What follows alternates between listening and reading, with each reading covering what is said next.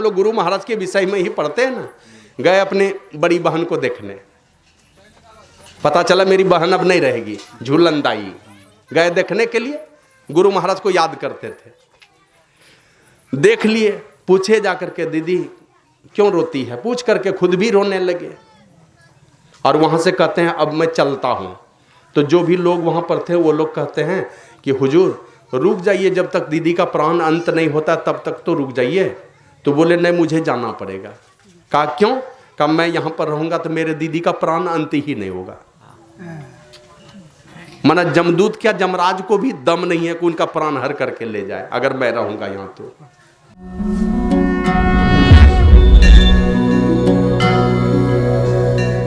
अब प्रेम के विषय में हमने चर्चा किया था गोड्डा में भी, किस प्रकार का भाई भाई का प्रेम था। एक तरफ लक्ष्य भरत जी कह रहे हैं मेरे जैसा लोग अगर राजा बनेगा तो धरती रसातल में चली जाएगी। और प्रभु श्री राम कहते हैं तुम्हारे जैसा धर्मात्मा अगर राजा बनेगा तो प्रजा को सुख होगा। जब धर्मात्मा राजा बनता है तो प्रजा को सुख होता है। ये भरत जी के लिए। और राम ने अपने लक्ष्मण की बड़ाई की। लक्ष्मण के विषय में कहा दुनिया में जितने भी चीज हैं सब की परछाई काली होती है। किसी चीज की भी परछाई कैसी होती है? काली। और एक मेरी परछाई है वो सफेद है और वो है मेरा लक्ष्मण। सब चीजों की परछाई काली होती है।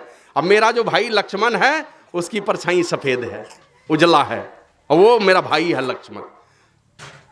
दूसरे की परछाई काली हो सकती है लेकिन मेरी परछाई काली नहीं है। मेरी परछाई तो उजली है और वो है मेरा भाई लक्ष्मण, वो मेरी परछाई है। भरत जी गए वन को लाने के लिए।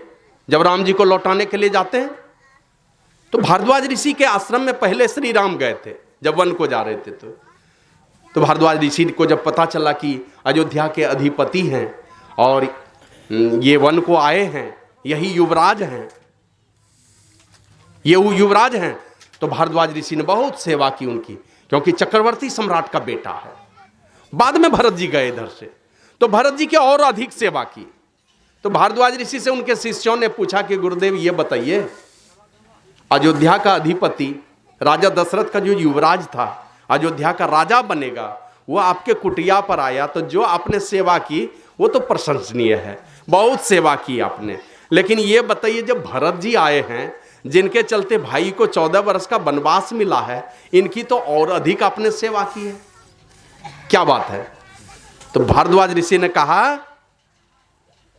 जीवन में हमने जितने तप किए थे, जीवन भर में जितने तप किए, जितने पुण्य किए, और भी धार्मिक कोई कार्य अगर मेरे द्वारा हुआ है, उन सारे तप का परिणाम हुआ कि राम जी मेरे कुटिया में आए। मेरे अपने तप के प्रभाव से आए हैं, लेकिन परमात्मा की कृपा हुई इसलिए भरत जी जैसे संत मेरे द्वार पर आए हैं, इसलिए उनकी अधिक सेवा की है।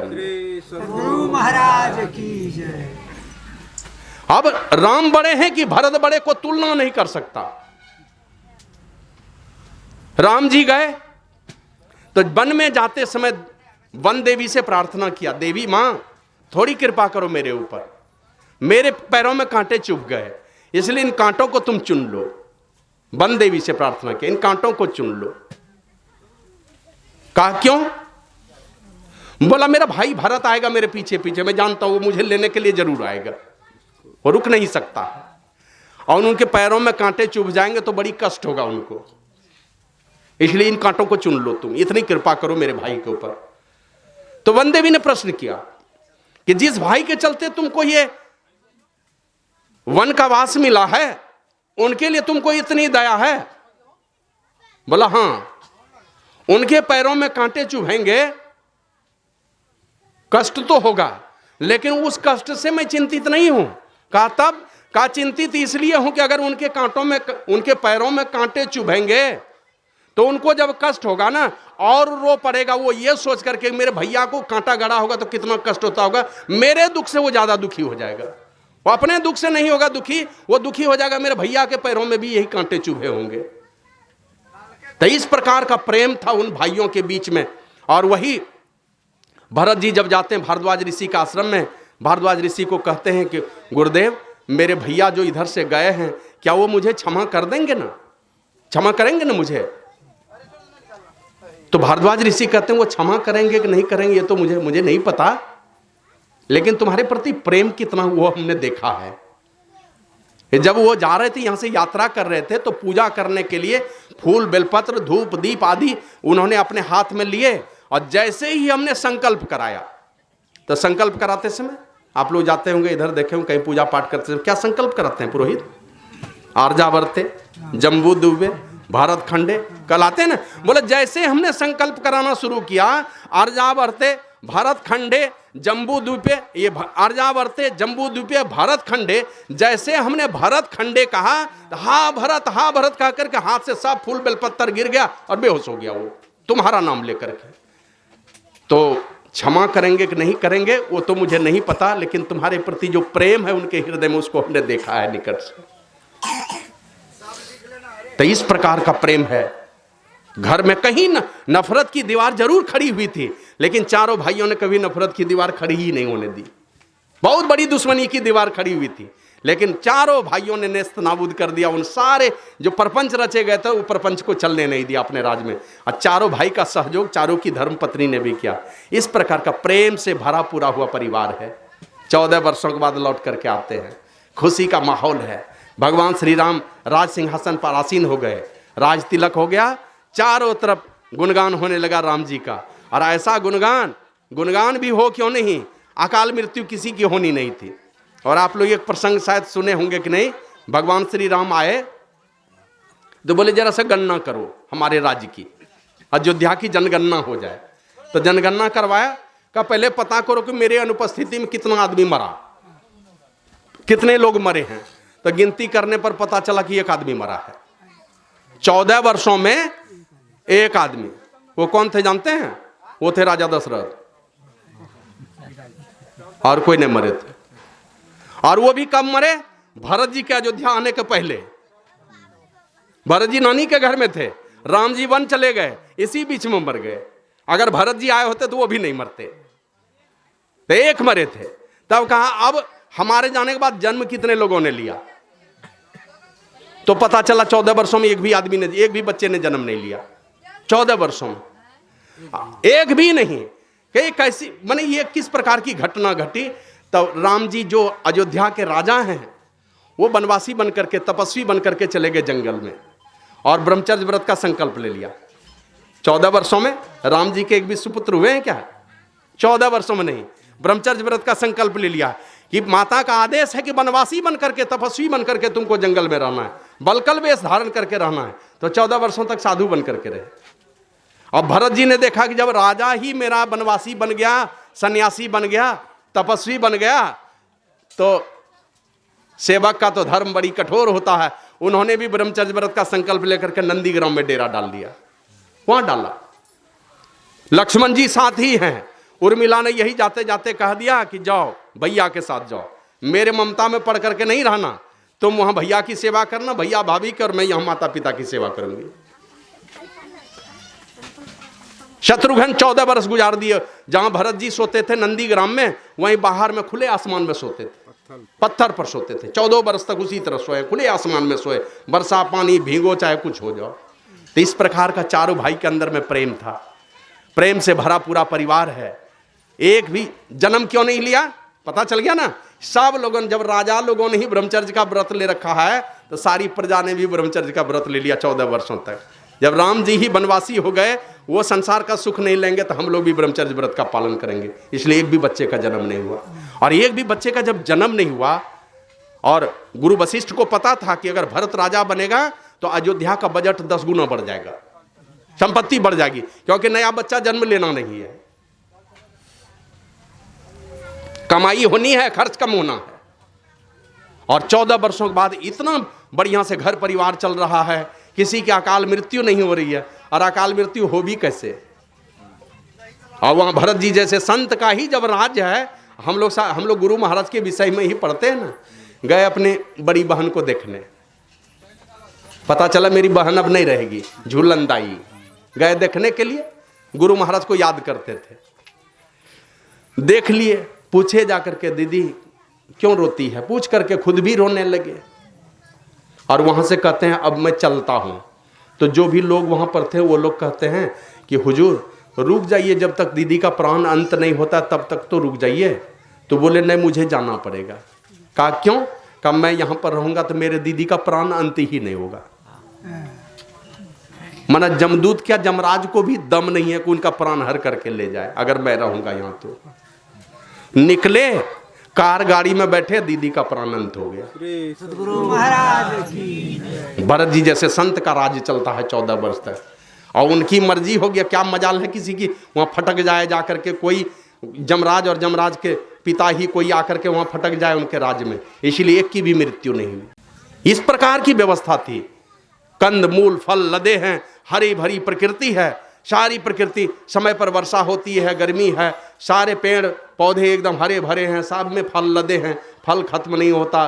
गौ माता दूध देती है तो गौ का थन का दूध नहीं सूखता, अकाल मृत्यु नहीं होती, कहीं घर में ताले नहीं लगते। अब कैसा है, बाहर भी राज्य में कहीं कोई दुख तकलीफ नहीं है, और उनके अपने घर में भी चारों भाई में इतना प्रेम है जिनका वर्णन नहीं किया जा सकता है।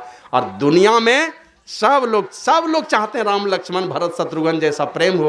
हालांकि वही एक परिवार हुआ, आज तक और परिवार वैसा खोजने से ही मिलता है। चाहते हैं सब उसी तरह का बनना। तो ऐसा नमूना पेश किया है दुनिया में। और उस माता कैकेयी के भी विषय में सोच लीजिए, जिस माता कैकेयी ने वनवास दिया, अब भरत जी ने बहुत उल्टी पुल्टी बातें कही तो भगवान श्री राम ने यही कहा, भाई भरत, माता कैकेयी को तो वही दुष्टा कहते हैं, उन्हीं को उल्टी पुल्टी बातें कहते माता कैकेयी को, जिसने साधु संतों के संगति कभी की नहीं और साधु संतों के संगति का फल ही नहीं जाना।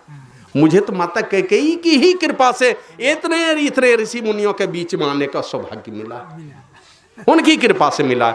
जिन्होंने नहीं जाना साधु संतों की कृपा का फल, कभी साधु की सभा नहीं देखी, वही लोग इस तरह की उल्टी पुल्टी बातें बोलते। और आए हैं तो माता कैकेयी से ही मिलने के लिए पहले गए और यही कहा, वो तो कह रही थी मुझे सजा दो, 14 वर्षों तक रोती रही, बिलखती रही, घुट घुट करके जीती रही। नहीं दिया प्रभु श्री राम ने सजा तो भी घुट घुट करके जीती रही।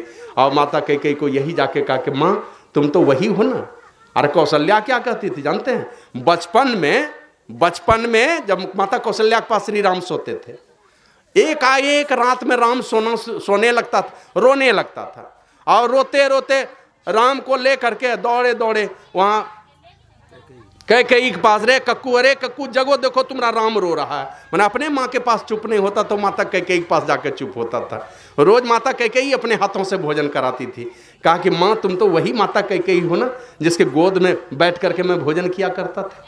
उनको राजमहल में जाके उनको और मंथरा को डेरा दे दिया, मेरे राजमहल में तुम्हारा निवास होगा। तो इस प्रकार की व्यवस्था है जिस घर में, लेकिन उनको पता है जो आए हैं जाना है एक न एक दिन, जो बना है बिगड़ेगा एक न एक दिन।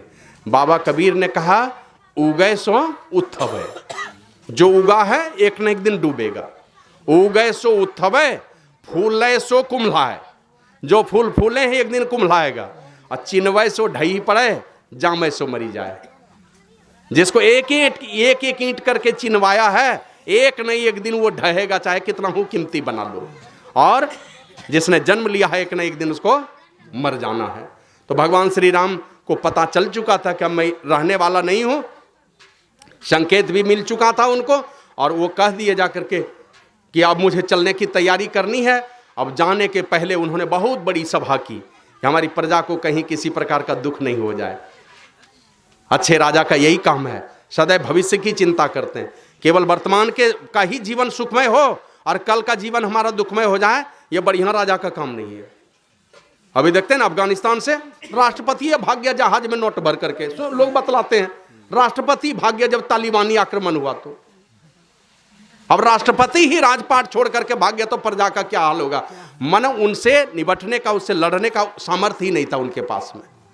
तो उसी प्रकार जो अच्छे राजा होते हैं उनको कल की परवाह होती है कि जो मेरी प्रजा है आज सुख से है, कल भी सुख में रहे, तो इसलिए थोड़ा आज कष्ट ही कर लो। तो भगवान श्री राम एक बहुत बड़ी सभा की, और सभा करके किनको किनको बुलाया, विद्वानों को, गुरुजनों को, ब्रह्मज्ञानी महापुरुषों को, है ना। यहाँ पर भी देखिए जब सत्संग होता है, अगल बगल के जो गण्यमान लोग हैं, जो अच्छे लोग हैं, उनको लोग आमंत्रित करके बुलाते हैं। अच्छे लोगों के बीच में जब अच्छी चर्चा होती है ना, तो दूसरे के ऊपर में प्रभाव पड़ता है। और अमीर घराने में अगर कोई अच्छे लोग हैं वो आके यहाँ बैठ जाएंगे तो इलाके के गरीब लोगों पर प्रभाव पड़ता है उसका। एक बार एक महात्मा जी बैठ के उपदेश किए 7 दिनों तक।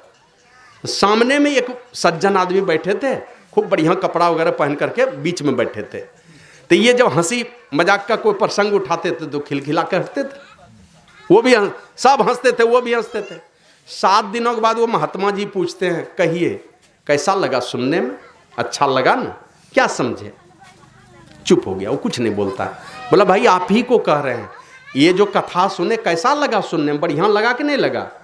तो उसको लगा कि शायद ये बाबा जी कुछ बोल रहे हैं। तो वो क्या कहता है, जरा जोर से बोलिए। तो कहता है कि बहरे हैं क्या? तो बोला कि हाँ। तो बोला कि यही पूछ रहे हैं कि ये जो 7 दिनों तक कथा हुई क्या समझे, कैसा लगा? बोला कुछ सुने ही नहीं तो समझेंगे क्या हम? कुछ नहीं सुना, बहरा है। तो कहा कुछ सुने ही नहीं तो समझेंगे क्या? तो बोला तो बैठे थे काहे के लिए? अरे हाँ ठहाका मारते थे बीच बीच में। बोला वो तो सब लोग ठहाका मारता था ना, तो देख करके हम भी मार देते थे। तो बोला 7 दिनों से बैठे थे क्यों? बोला महाराज हम सुनते तो कुछ नहीं थे, बूझते भी कुछ नहीं थे, लेकिन महाराज हम अनपढ़ नहीं हैं, पढ़े लिखे हैं। और पढ़ लिख करके हमने जाना है, जब कोई साधु पुरुष संत पुरुष आते हैं और उनके श्रीमुख से जब कहीं पर कथा होती है ना, तो वहां जाके सांस लेने से भी जीवन पवित्र हो जाता है। सांस लेने से भी जीवन पवित्र होगा। सत्संग में बैठ के कान बंद करके रखेगा और सांस बंद, माने क्या कहते, कान बंद करके भी रखेगा तो सांस लेने से भी जीवन पवित्र होगा। यह संतों की आभा फैलती रहती है पूरे वातावरण में। और महाराज एक बात वो ये कि मैं इस इलाके का सबसे संपन्न आदमी हूँ, सबसे अमीर आदमी हूँ। इलाके में बहुत सारे कर्जदार हैं मेरे, बहुत सारे नौकर चाकर हैं। मैं आकर के बैठता हूँ ना, वो सारे गरीब लोग लाज डर से आकर के बैठते हैं। तो सारे नगरवासियों को बुलाने के पहले किनको बुलाया प्रभु श्री राम ने? बुलाया गुरु को, ब्राह्मणों को, पूर्ववासियों को, सब को बुलाया, विद्वान बड़े बड़े विद्वानों को, ब्राह्मणों को, गुरुजनों को बुला करके अब उनके बीच में तब लोगों को उपदेश किया। अब किस समय उपदेश कर रहे हैं? 14 वर्षों के बाद लौटे हैं। और 14 वर्षों में कहाँ कहाँ गए? तो पूरा जीवन पढ़िएगा तो कभी भारद्वाज ऋषि के यहाँ, कभी सर्वंग ऋषि के यहाँ, कभी अत्रि मुनि के यहाँ, कभी वाल्मीकि मुनि के यहाँ, कभी अगस्त ऋषि के यहाँ, कभी मार्कंडे ऋषि के यहाँ, अनेकों ऋषि मुनियों का दर्शन करते रहे 14 वर्ष में। और आध्यात्मिक शक्ति से अपने को भरते रहे। नकारात्मक जो ऊर्जा है, जब आपके अंदर में आध्यात्मिक शक्ति आएगी तो आपके अंदर की नकारात्मक ऊर्जा चली जाएगी। पूज्य बाबा कभी कभी कहते थे, एक राजा जो है ना, बड़ा क्या कहते हैं, उस पर चढ़ाई करने वाला था। कोई दूसरा राजा बोला चलो भिड़ते हैं, और राजा के पास फौज भी बहुत कम थी। तो चला गया एक महात्मा जी के पास पूछने के लिए। और वो महात्मा जी के पास पूछने के लिए जाते हैं, कहा चलिए मैं आशीर्वाद दिलवा देता हूं देवी माँ का। एक देवी माँ के मंदिर में लेकर के चले गए। युद्ध भूमि में जाने के पहले वो महात्मा जी एक देवी माँ के मंदिर में ले गए, और देवी माँ के मंदिर में माथा टेकवाया और एक सिक्का लेकर के गए थे। बोले ये सिक्का है, देखो क्या है लिखा हुआ, ऊपर में लिखा जीत। का सिक्का अभी ऊपर उछालेंगे, अगर सिक्का में अगर जीत निकल गया तो तुम्हारी जीत हो जाएगी, लेकिन पहले चलो देवी माँ का आशीर्वाद ले लेते हैं। और देवी माँ का आशीर्वाद लेने के लिए गया, और देवी माँ के मंदिर से निकल कर बाहर जैसे सिक्का उछाला, सामने में देखता है ऊपर में जीत। कहा चलो तुम्हारी जीत हो गई, माता का आशीर्वाद मिल गया। और वो माता का क्या आशीर्वाद मिलेगा, दोनों तरफ जीत ही लिखा हुआ था। इधर चित्त की पट, दोनों तरफ जीत ही लिखा हुआ। वो तो आपका हौसला बुलंद करने के लिए वो महात्मा जी ने तरकीब बतला दिया। तो जब संतों के पास जाते हैं ना, हमारे अंदर की नकारात्मक ऊर्जा निकलने लगती है, वो बाहर चली जाएगी, और आपके अंदर में सकारात्मक सोच पैदा होता है। और जब सकारात्मक सोच पैदा होगी आपके अंदर में, बस टेढ़े मेढ़ी चाल छूट जाएगी।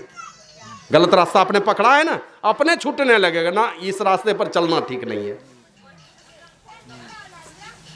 एक प्रेस में जाते थे गोड्डा में, तो बहुत हमको लगता है लाखों का अब तक में छपवा चुके होंगे उनके यहाँ रसीद, पोस्टर, फ्लैक्स, ये सब। इस बार गए, 500 रुपया वो दिया चंदा सत्संग में। अब घर में वो मोबाइल, घर में वो अपने पत्नी को, स्टाफ को बतलाता है आज हम 500 रुपया सत्संग में चंदा दिए। मैंने बड़ी स्वाभिमान से बोल रहा था, 500 रुपया चंदा दिए। और गया सत्संग में, कुछ सेवा भी किया, वहाँ का प्रेस का मालिक। प्रसाद तो नहीं खाया, तो बाद में हम लोग यहीं से भेजवा दिए उसके घर पर, पॉलीथीन वगैरह भर करके भेज दिए उसके यहाँ। सब स्टाफ लोग वहीं पर प्रेस में ही खाया और अपने घर में ही चर्चा करने लगा, नहीं अब हम भी मांस मछली नहीं खाएंगे। सतगुरु महाराज की। हम कुछ नहीं बोले, अपने मन से 500 रुपया चंदा भी दे दिया। अब प्रसाद खाया तब बोलता नहीं खाएंगे हम। तो आपके अंदर की नकारात्मक ऊर्जा स्वाभाविक रूप से ये होने लगती है, निकलने लगेगी और सकारात्मक सोच आपके अंदर में आ जाएगा। तो आध्यात्मिक ऊर्जा से लवरेज होकर के भर करके प्रभु श्री राम आए हैं और आए हैं राजा बने हैं। और जिनके हृदय में धर्म स्थापित हो गया, कभी वो अधर्म का काम होने नहीं देगा, कभी प्रजा के दुख का कोई काम कर ही नहीं सकता, वो गलत कदम उठाएगा ही नहीं उठाएगा, क्योंकि उनके अंदर में तो सारे संसार के कल्याण की भावना छिपी। नगरवासियों को बुलाया, लेकिन साथ ही साथ सारे गुरुजनों को, ब्रह्मज्ञानी महापुरुषों को और विद्वानों को बुला लिया। और क्या कहते हैं कि भाई मैं कुछ कहना चाहता हूं, क्योंकि अब मेरे जाने का समय हो गया है, और कहना इसलिए चाहता हूं, इसमें तुम लोगों की भलाई है, उस भलाई की बात मैं कह रहा हूं। फिर भी यदि तुम लोगों को मेरा कुछ स्वार्थ दिखलाई पड़े, का मैं किसी घमंड से नहीं बोल रहा हूं कि मैं राजा हूं, किसी पद पर बैठा हूं इसलिए अभिमान में बोल रहा हूं, ये भी बात नहीं है। और किसी आसक्ति में भी पढ़ के नहीं बोल रहा हूं मैं। आसक्ति में पढ़ के लोग उल्टी पुल्टी बातें भी कर लेते हैं। बेटे का मोह हो जाएगा तो देखिए बेटे के पक्ष में ही कुछ बोल देगा। तो बोला किसी मोह ममता में पढ़ के नहीं बोल रहा हूं, किसी पद के अभिमान में भी नहीं बोल रहा हूं, और किसी लोभ लालच में भी नहीं बोल रहा हूं।